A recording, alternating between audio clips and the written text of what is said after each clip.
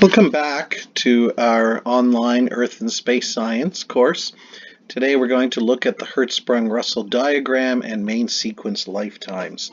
So we left off last time looking at the birth of stars and the idea that stars are thought to form from a nebula that contracts and heats up as it shrinks. And first it becomes a protostar, glowing because it's giving off energy from the contraction, mostly infrared, some visible light.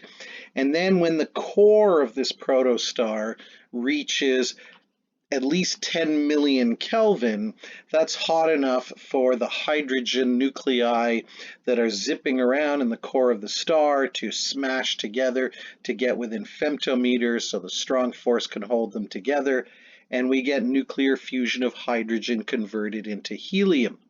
And it's the outflow of that energy that comes from the small mass defect that gets converted into pure energy to gamma rays according to E equals mc squared that balances the radiation pressure outwards, that balances the inward pull of gravity and stops the contraction that's been going on.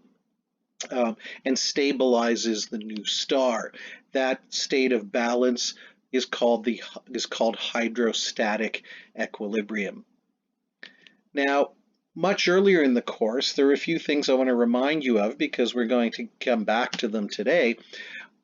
We talked about the idea that the energy of a star can be given in two ways. There's the luminosity of the star, which is the energy that it gives off in a particular time, and that's usually measured in comparison to the sun in solar luminosities. And it depends on two factors: the surface temperature.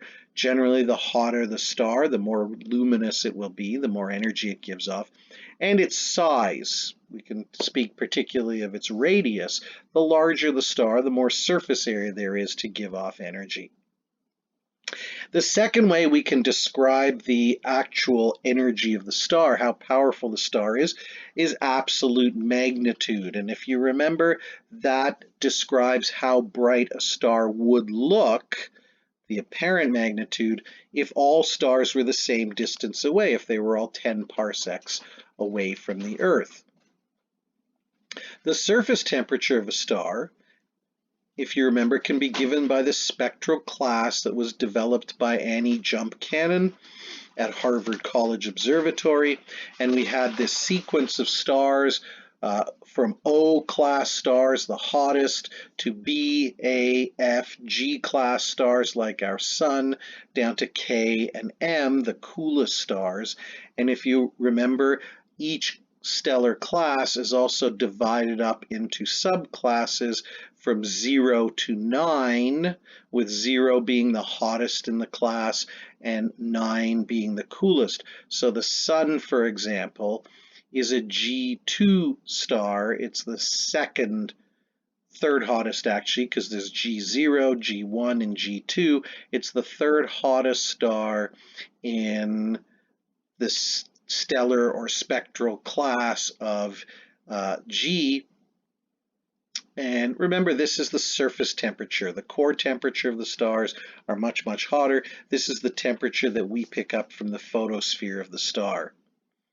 And then if you remember, when we were talking about the distance ladder and the idea of trying to find something that we can observe that's related to the brightness of the star, which we can't observe, but which we could use to figure out distance, that the Hertzsprung-Russell diagram actually shows the relationship between these two properties, the surface temperature of a star, which is also given by its spectral class, and the luminosity of the star, which can also be given by absolute magnitude. So if you remember, this is what the Hertzsprung-Russell diagram looked like. And we had the main sequence that we talked about when we showed how we could use this for determining distance in main sequence fitting. That if you determine the surface temperature of a star or its spectral class by spectroscopy, that you can find its approximate region on the main sequence. From that, you can read off the absolute magnitude and then plug that compare that to the apparent magnitude to know the distance. What we're going to start with in the next lesson is looking at the Hertzsprung-Russell diagram in more detail, looking at these other parts of the Hertzsprung-Russell diagram other than the main sequence.